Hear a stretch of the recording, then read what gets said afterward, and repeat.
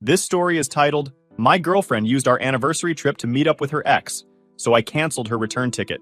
Now she is desperate to reconcile. Hey everyone! Before we jump into today's video, I need your help.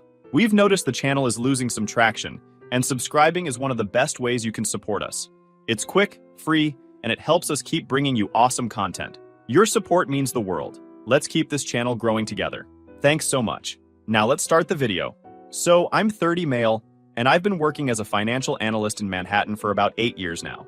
It's not the most glamorous job, but it pays well, and I've always been the kind of guy who enjoys treating the people I care about. For the past 3 years, I was dating Vanessa. She's 28, gorgeous, and had this whole vibe of being effortlessly cool and trendy. When we first met, she told me she was working on becoming a fashion influencer, and I was honestly impressed by her ambition. When we started dating, her following on Instagram was tiny, barely over 3,000. She posted a mix of selfies, random outfit shots, and a lot of quotes about chasing dreams. She'd talk about how one day she'd get noticed and work with big brands, but she also made it clear she was struggling to get her foot in the door. I liked her energy though. She had this way of talking about her goals that made you want to root for her. And well, I wanted to help. I wasn't trying to be some savior or anything, but I figured if I had the means to make her life easier, why not? At first it was little things, taking her out for nice dinners, helping her pick out clothes for her posts, or surprising her with gifts like accessories she mentioned wanting but couldn't afford. She'd always get so excited, saying things like, "Oh my god, this is perfect for a shoot." Watching her light up like that felt good. But as time went on, those little things started turning into bigger things. She wanted to upgrade her wardrobe to include designer pieces. "If I want brands to notice me, I have to show I understand the aesthetic," she'd say. And I thought, yeah, that makes sense. So, I started buying her the occasional luxury bag or outfit. Then it became more than occasional. It didn't stop there. Soon, she wanted better pictures for her feed, not just the ones I was taking on my phone when we were out. "Professionals will make a huge difference," she said. So I paid for a few photo sessions with local photographers. Then she needed to travel because influencers who work with brands are always at cool locations. So I covered a couple of trips. I told myself it was just an investment in her future. And ours, by extension. At least that's what I thought at the time. To be fair, Vanessa wasn't entirely ungrateful. She'd always thank me with a big smile or post something sweet on Instagram about how lucky she was to have someone who believed in her. But after a while, the gratitude started to feel routine.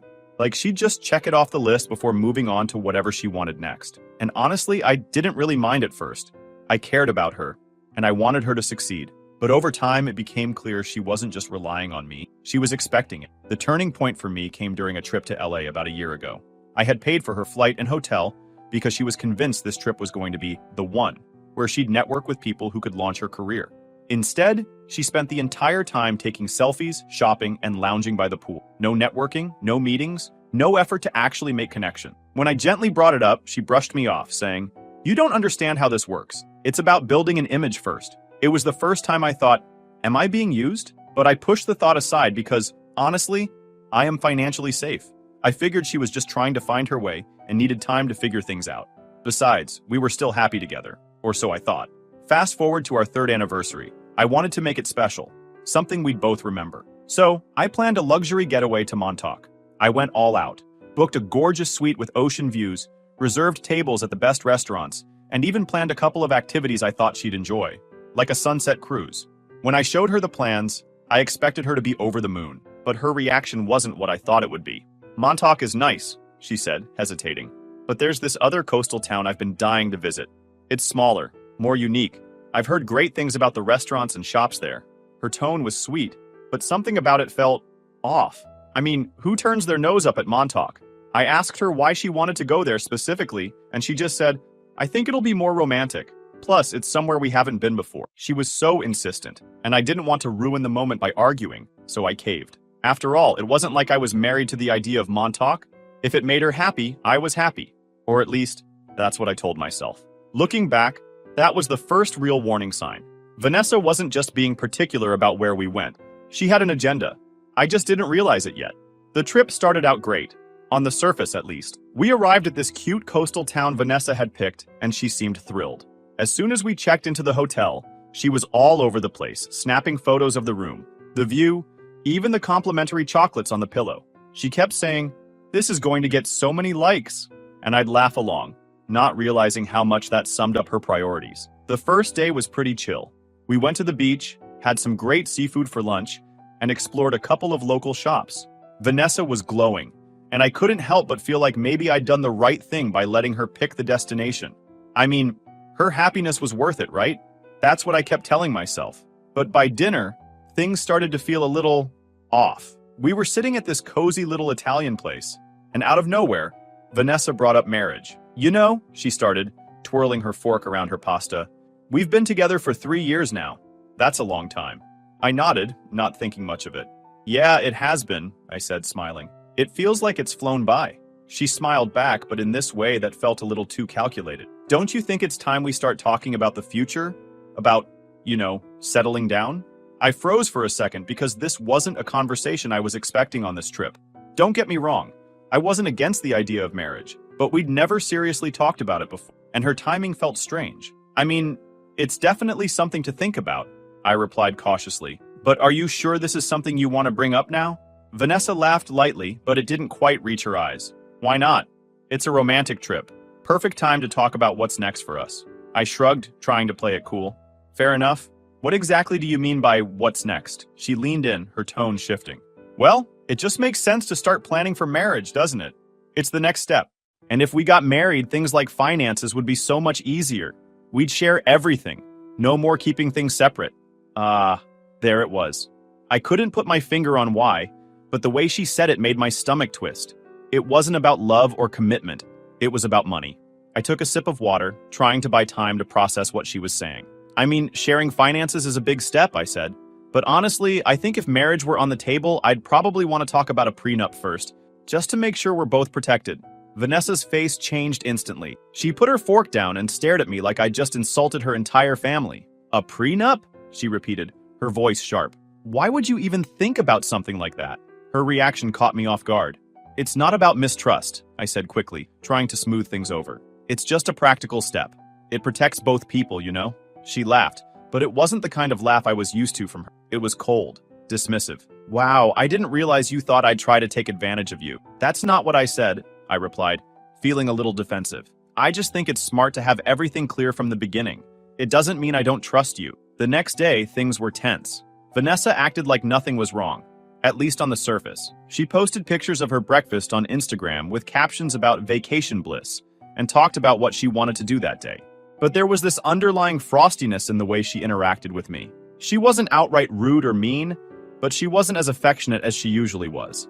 It was like she was punishing me for the prenup conversation without actually saying anything. Still, I tried to shake it off.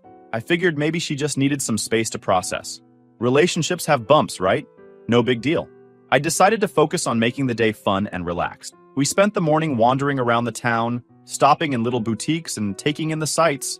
Vanessa seemed to warm up a bit, but every now and then she'd drop a comment that made me pause. This town is so charming, she said at one point. It's the kind of place I'd love to come back to, maybe with someone who sees the value in it. I blinked. What does that mean? She waved me off with a laugh. Nothing. I'm just saying it's romantic, that's all. Little remarks like that kept popping up throughout the day. I told myself I was overthinking things, but part of me couldn't shake the feeling that something was wrong. It wasn't just the comments or the lingering tension from dinner. It was her overall vibe. She seemed distracted, like her mind was somewhere else. Deep down, I knew this wasn't just casual talk for her.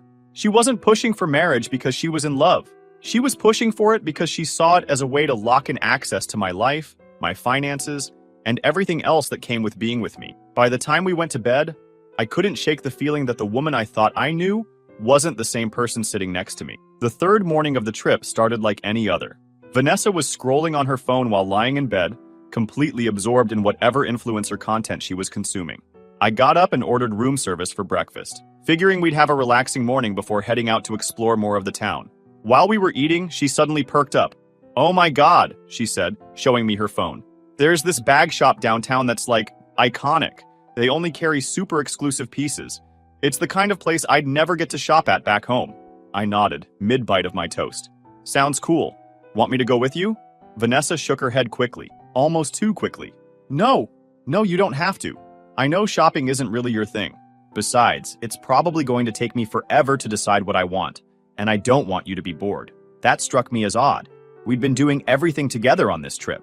Why suddenly the need for alone time? But I didn't want to make a big deal out of it. All right, I said casually. Just let me know if you need anything. She smiled sweetly. You're the best, she said, leaning over to kiss my cheek. I'll probably just be gone an hour or two. An hour or two turned into 4. At first, I didn't think much of it. Vanessa could be indecisive when it came to shopping, especially for big purchases. But as the hours ticked by, I started to feel uneasy. I hadn't gotten a single text or call from her, which was unusual. Vanessa was the kind of person who updated me on everything. Whether she found a cute cafe or tried on a dress she loved, I always got a running commentary. Today? Silence. I decided to check our shared credit card to see if she'd made any purchases. Nothing.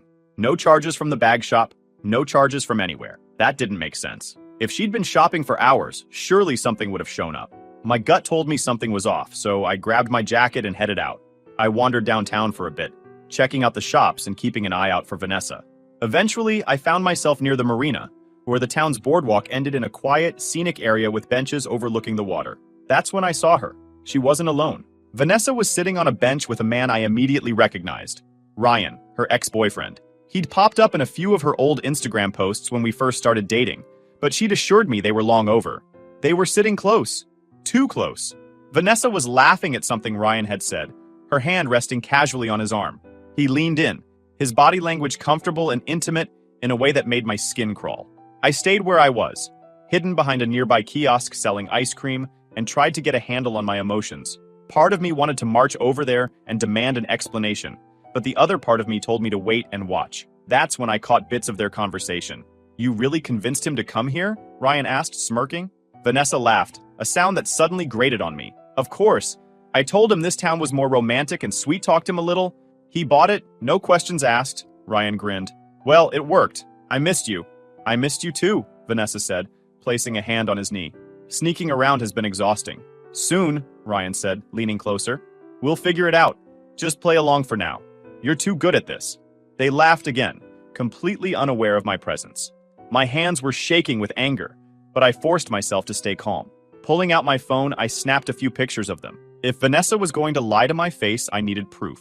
I walked away, my mind racing. This wasn't just some innocent meetup with an old friend. This was a full-blown secret affair. Vanessa hadn't picked this town for its romantic charm or unique shops. She'd picked it because it was the perfect cover to see Ryan, and I'd been stupid enough to go along with it. When I got back to the hotel, I tried to collect my thoughts. Part of me wanted to confront her the second she walked through the door, but another part of me wanted to wait. If she was bold enough to pull this off on a trip I planned and paid for, she'd have no problem lying to my face. I needed to see how far she'd go.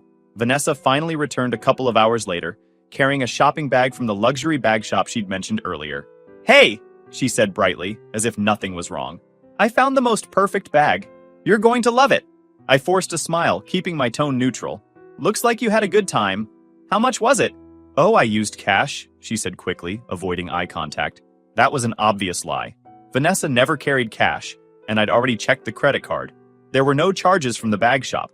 Ryan must have paid for the bag. The thought made my stomach churn, but I kept my composure. And the marina? I asked casually.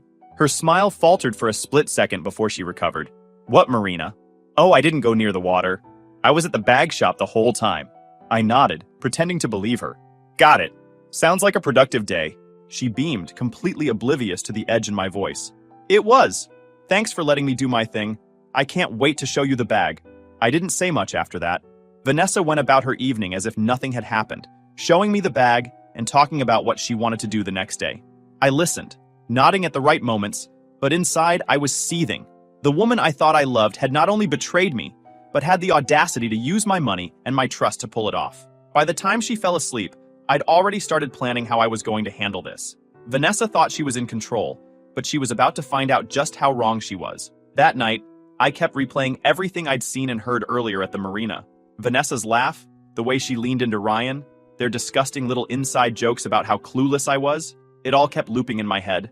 The betrayal was bad enough, but the fact that she thought I was stupid enough to fall for it, that made it so much worse. When I finally dragged myself out of bed in the morning, Vanessa was already up. She was lounging in one of the hotel's fluffy robes, scrolling through her phone. She glanced up and gave me this bright, innocent smile like nothing had happened. Morning, babe. Did you sleep okay?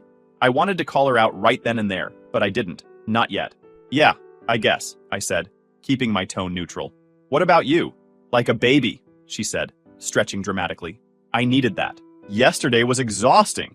I nodded and poured myself some coffee, pretending to focus on my cup while she rambled on about how much she loved the hotel. I was thinking, she said, flipping her phone around to show me a picture of a local restaurant. We could grab lunch here today. It's super cute, and I heard the food is amazing. Sure, I said, barely looking at the screen.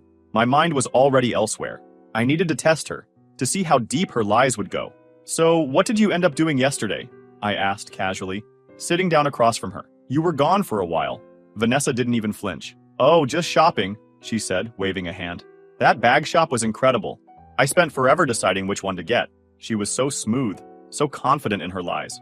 It was almost impressive, really. But I wasn't done. Interesting, I said, leaning back in my chair. I thought I saw you near the marina yesterday. Her smile faltered, just a bit. The marina? Oh no, that wasn't me. I didn't go anywhere near the water. Must have been someone else then, I said with a shrug, sipping my coffee. I could feel her watching me, trying to gauge if I was onto her. I kept my expression neutral, giving nothing away. Let her squirm. When it was time for lunch, we headed to the restaurant she'd picked out. Vanessa immediately started taking pictures of the table, the menu, and even her drink when it arrived. This is perfect, she said, angling her phone just right. My followers are going to love it. Looks great, I said, barely paying attention. I couldn't stop thinking about Ryan and how he'd probably paid for her stupid bag. I wanted to ask her outright, wanted to see her squirm, but I held back. I needed to be smart about this. Confronting her in public wouldn't get me the answers I needed. When the food came, Vanessa barely touched hers. She was too busy snapping photos and scrolling through her phone. You're so quiet, she said at one point, glancing up at me. What's on your mind? Just tired, I guess, I said. Didn't sleep great. She gave me a sympathetic smile. Ah, poor baby. We'll take it easy this afternoon, okay? Maybe do a little shopping together. The audacity of this woman. I nodded, forcing a smile. Sounds good. Eventually, we ended up at a boutique selling handmade jewelry. Vanessa picked up a necklace and held it up to her neck, turning to me with a playful smile. What do you think? Would this look good in my next post? It's nice, I said, barely looking at it. She pouted. Just nice? Come on, babe. You're supposed to hype me up. I forced a laugh. All right, it's gorgeous. Happy? Much better, she said, grinning. Then, as casually as if she were asking about the weather, she brought up marriage again. The sheer nerve of this woman. She'd been sneaking around with her ex, lying to my face, and now she was talking about marriage? I felt like I was in the Twilight Zone. I mean, it's something to think about, I said carefully. But I don't think we need to rush into anything. Vanessa didn't look pleased with that answer, but she didn't push. I guess, she said, her tone clipped. But eventually, right? Eventually, I said, hoping that would end the conversation. The morning of our departure started early. I slipped out of bed quietly and grabbed my phone, checking the photos I'd taken at the marina. Every time I looked at them, I felt a mix of anger and satisfaction. Anger because of what she'd done, and satisfaction because I had the proof I needed to finally end this farce of a relationship. She thought she'd played me, but the game was about to change. I started packing my things, careful not to make too much noise. Vanessa didn't stir. Of course, she didn't. This was someone who could sleep through a thunderstorm. Once my suitcase was ready, I took one last look at her. I felt nothing. No sadness, no regret, no second thoughts. Just a quiet, simmering rage. On my way out of the room, I stopped at the hotel's front desk. The clerk smiled politely as I handed her the key. Checking out early? She asked. Yeah, I said, keeping my tone casual. Just me, though. My girlfriend will be staying a little longer. The clerk nodded, not questioning it. I paid the remaining balance on the room and left instructions to inform Vanessa that her stay was extended at her own expense. Once that was done, I opened my airline app and canceled her return ticket. It felt cold, but after everything she'd done, I didn't feel like making her life easier. By the time I got to the airport, my phone was already blowing up with texts from Vanessa. She must have woken up to find me gone, and the note I'd left on the nightstand. I'd kept it short and sweet. Enjoy your extended vacation. Say hi to Ryan for me. The messages started off confused. Vanessa, where are you? Did you go out for coffee or something? Then they shifted to panic. Vanessa, did you leave? What the hell is this note about? What do you mean extended vacation? Finally, they turned to anger. Vanessa, you canceled my ticket? Are you serious right now? You're being so dramatic. I didn't reply to any of them. Instead, I turned my phone on silent and boarded my flight. The whole time, I kept picturing Vanessa back at the hotel, realizing she was stuck in a town hours away from home with no ticket, and most likely, not enough money to book one on her own. She was entirely dependent on me financially, and she knew it. Without my support, her carefully curated influencer life would fall apart. When I landed back home, I turned my phone back on to an explosion of missed calls and texts. Vanessa had gone full cycle, pleading, angry, accusatory, and finally desperate. Vanessa, please, let's talk. This is insane. Vanessa, I didn't even do anything wrong. You're overreacting. Vanessa, I don't have enough money to get home. What am I supposed to do? Her last message was the one that made me laugh out loud. Vanessa, you're humiliating me. How do you think this is going to make me look? That was always her priority. How things looked. Not the fact that she'd been caught lying. Not the betrayal. Not even the fact that she'd been using me for years. No. Her biggest concern was her image. Classic Vanessa. I didn't reply. I didn't feel the need to explain myself or give her any closure. She'd made her choices, and now she had to live with them. I felt a sense of peace. I wasn't angry anymore. I wasn't sad. I was just done. The next few days were quiet. I blocked Vanessa's number and deleted her from all my social media. A few mutual friends reached out, asking what had happened. Apparently, Vanessa had already started spinning her version of the story, making it sound like I'd abandoned her out of nowhere. But when I forwarded them the pictures of her and Ryan at the marina, the truth spoke for itself. I can't believe she did that, one friend said. That's so low. She always seemed kind of off to me, another admitted. You're better off without her. Better off. That phrase stuck with me. For the first time in years, I felt like I could finally focus on myself without someone draining my energy and resources. Vanessa, on the other hand, wasn't doing so well. I heard through the grapevine that she managed to get home eventually, though I didn't care enough to find out how. Without my financial support, her influencer dreams started to crumble. She couldn't afford the luxury lifestyle her followers expected, and her engagement tanked. A week later, she showed up at my apartment unannounced. I opened the door just enough to see her face, but not enough to invite her in. She looked terrible. Puffy eyes, messy hair, and none of the polished perfection she always flaunted online. Please, she said, her voice trembling. Just give me 5 minutes. I can explain everything. I stared at her for a moment, feeling nothing but indifference. I don't need an explanation, I said. You didn't make a mistake, Vanessa. You made a choice, and now you have to deal with the consequences. She started crying, but I didn't budge. I was stupid, she said, choking on her words. I wasn't thinking. I don't care about Ryan, I care about you. No, you care about what I can do for you, I said firmly, and I'm done. With that, I closed the door and locked it. Her muffled sobs faded as she walked away, and I felt lighter than I had in years. This was the ending she deserved, and I had no regrets. The next morning, I woke up to a flood of messages from friends. Vanessa had apparently started a full-blown pity campaign on Instagram, posting cryptic stories about being betrayed and starting over. One friend even sent me a screenshot of a post where she wrote, "Sometimes the people you trust the most are the ones who hurt you the deepest." I couldn't help but laugh. The audacity of this woman, trying to paint herself as the victim when she was the one sneaking around with her ex. I didn't feel the need to engage, though. Let her followers believe whatever story she was spinning. I had nothing to prove. That afternoon, I got a text from one of our mutual friends, Sarah. She'd always been a straight shooter, the kind of person who didn't buy into Vanessa's influencer act. "Hey," she wrote, "Vanessa's trying to make you look like the bad guy. But I told her I know what really happened. If you want me to say anything to anyone, let me know." I appreciated the gesture, but I didn't want to give Vanessa any more of my energy. "Thanks, but I'm good," I replied. "Let her dig her own grave." And dig she did. Over the next week, I started hearing more and more about how Vanessa's life was unraveling. Without me footing the bill for her clothes, trips, and professional photo shoots, her influencer persona started to crack. Her followers were used to seeing her in designer outfits, sipping lattes at chic cafes, and lounging in luxury hotels. Now, she was stuck trying to fake that lifestyle on a budget, and it wasn't working. She posted a photo wearing the same dress as last week, Sarah texted me one day. People in the comments are starting to notice. Another friend sent me a link to one of Vanessa's Instagram stories, where she was talking about embracing minimalism and moving away from material things. It was hilarious, considering this was the same woman who once told me she couldn't possibly wear the same outfit twice because it would ruin her aesthetic. The best part? Ryan, the guy she'd risked everything for, had ghosted her. I found out through a mutual acquaintance that he'd bailed as soon as Vanessa's financial situation became clear. He's not trying to play daddy to her, they said. She's on her own now. Good. She deserved it. The best decision I made, though, was rebooking the Montauk trip. The one I'd originally planned before Vanessa hijacked it. I went solo this time, and it was everything I wanted it to be. At one point, I checked Vanessa's account, but the posts were sporadic now. Blurry mirror selfies, random motivational quotes, and one sad attempt at a thrift haul video. Her followers had dropped significantly, and the comments were brutal. "Where's your boyfriend who used to spoil you?" one person wrote. "Fake influencer vibes," said another.